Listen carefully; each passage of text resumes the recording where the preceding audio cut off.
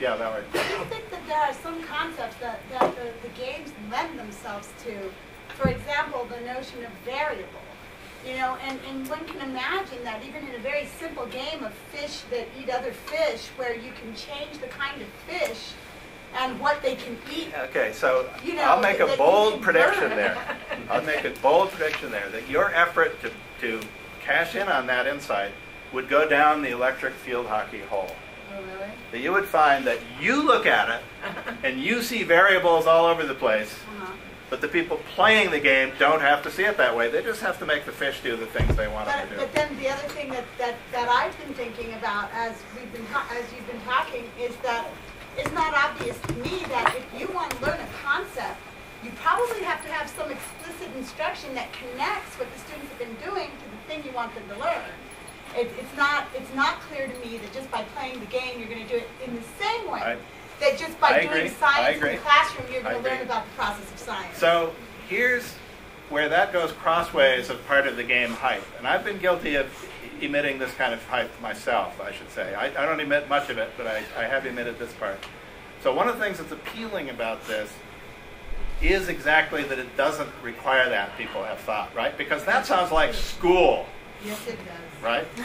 Okay, and what a lot of people, including me, have fantasized in this area would be, hey, this is true. Like, let's take Spore, right? So let's imagine for a moment that Spore wasn't a pile of crap, right? Let's imagine that for a moment. Suppose it had turned out that real evolution with real mutation and all that stuff had been the game. And that could have been fabulous, right?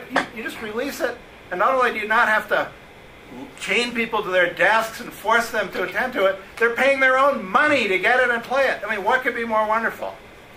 Okay, but then you say, well, that's not really the game. You got to have somebody there to explain it to you and all that stuff. It's not this. A lot of the glow goes off it. Agreed. Other discussion? What's your opinion of SimCity? I'll tell you a story about SimCity. This is from Will Wright, secondhand. Alex knows Will and has talked with him, and this is something he reports from Will. So SimCity, there's a city, and you govern it, basically, and you do the trash collection and all that stuff. So Will Wright reports the following. He says, my mail is full of requests from teachers saying, you know, I'd really love to use SimCity in my civics class, but, you know, there's this problem that the way you have the refuse getting collected, it's really completely unrealistic. And if kids do that, they won't really be learning about what refuse collection is about. So that's an example, right? And Will Wright says, what they don't understand, those teachers, is that there's a reason the refuse is collected that unrealistic way. And the reason is, and it's the same story in Spore, the reason it's collected in an unrealistic way is that if you collect it in a realistic way, it's not a good game. Okay? And Wright went on to say, because he knew that Alex was working on, and other people working on these games for education, he was saying, it's hard enough to just produce a good game if you have no other objective at all. From his point of view, you add the objective of learning something about it, and his view was, you shouldn't expect that to succeed. And maybe that's part of the story behind Spore. Maybe he gave up really easily on this stuff because at bottom, that's not what he was trying to do. At bottom, he just wanted something that would be engaging, that people would play a lot. That's what the game industry is trying to do. And again, as we've learned here, unfortunately, the world seems to be structured so that the things that you need to do to accomplish that end are at best orthogonal and at worst antagonistic with what you have to do to actually convey conceptual material. I was going to comment, one of the big limitations is games have a very short interaction cycle. So, often in teaching math or science, you want people to learn that it takes quite a bit of time to solve real problems, that you shouldn't expect to have the answer just like that. On the other end, sometimes, I hate these games actually, but something that I have gotten into this short cycle interaction is doing statistics. Because with modern statistical programs, you get an answer back very quickly and you can do the next thing and you can keep at it for hours driven by this same kind of thing. But it's also the case that just Julian Hochberg, who's the famous perceptual psychologist, did a study once on optimal cutting rate, like in film.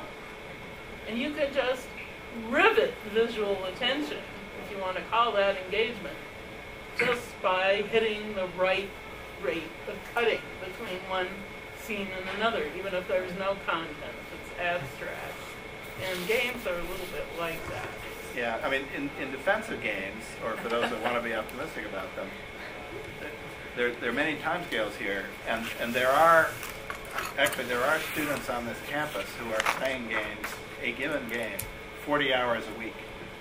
Okay, so there are long cycles of engagement as well, but that doesn't vitiate your point. But they're probably made up of exactly a right. very exactly short right. cycle, Yeah. like my statistical analysis. So I'm going to believe you didn't tell us that this was impossible. Do you think it's going to be easier or harder as games are now changing? I mean, like, when you look at Xbox and Sony, they're making it more interactive, and now you can use your body or use your hands to do things. Is that going to make it easier? Well, to that will make be games that way? an interesting way to go. So I don't know if people have gotten into the so-called embodied cognition movement, and there's an interesting book by Nunez and Lakoff called Where Mathematics Comes From that argues that at a deep level, mathematical understanding is rooted in things that are modeled by the body.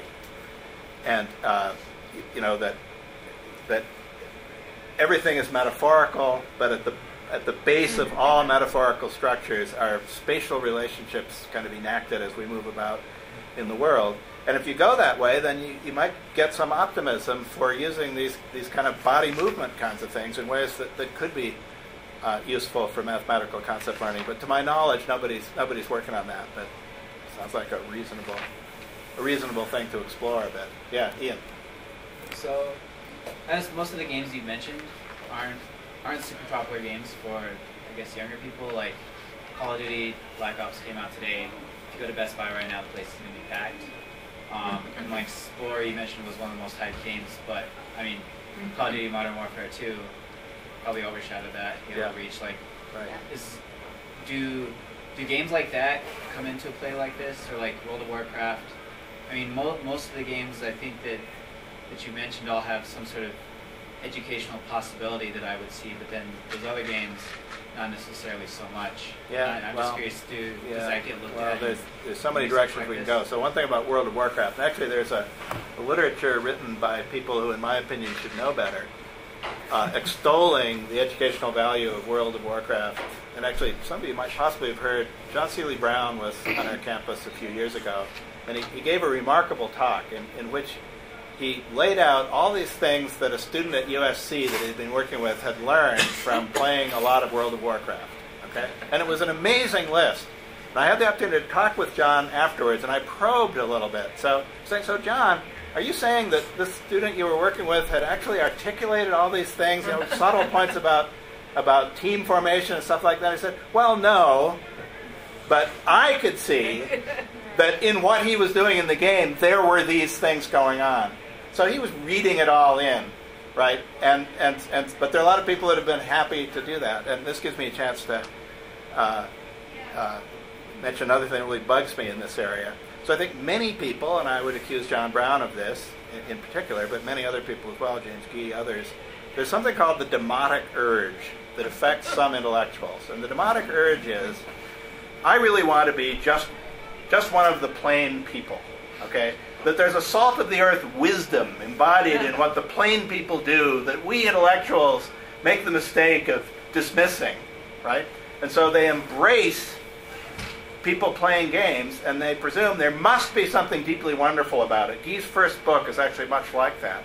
A caricature derivation of that book was that Gee saw his kids wasting a whole lot of time playing video games, but he didn't want to believe they were wasting their time, so he wrote a book about how they weren't really. Okay, and a lot of that has happened with World of Warcraft for sure. Yeah. But then, okay, so this came up once before, so that's you're saying you're really privileging explicit knowledge over implicit knowledge when you say that. Well, the thing about implicit knowledge is it doesn't transfer. So, I wouldn't deny for a moment that people are learning a huge amount about playing World of Warcraft. Okay, they are. They're learning a huge amount about that. And how excited are you about that? I'm not excited at all. Okay, I'm only excited if they learn something from playing World of Warcraft that actually tells them something that's useful in another situation. And that involves, and there's literature on this, that involves making it explicit. So there's literature on what you learn from solving puzzles. And what you learn from solving puzzles is how to solve that puzzle unless, right? So if you just solve a lot of puzzles, it's clear. You learn to solve that one, and that's what you know. You learn to solve this one, and that's what you know. You learn to solve this one, and now you know that too. And you're not getting anything that applies to anything else. But the unless is, if you reflect, okay, gee, there's this puzzle, and that's what the trick was like here, and here's this other puzzle, and that's what the trick was like there. Gee, at a higher level, is there something in common between these two tricks, which there is often? Okay, and the literature is clear. If you do that stuff, if you do that reflection, which involves making the knowledge explicit, then you get something that you actually care about. But that's back kind of to Valerie's point, right? That's not much like what this was supposed to be. What this was supposed to be is you just play the games, and somehow you're better for it.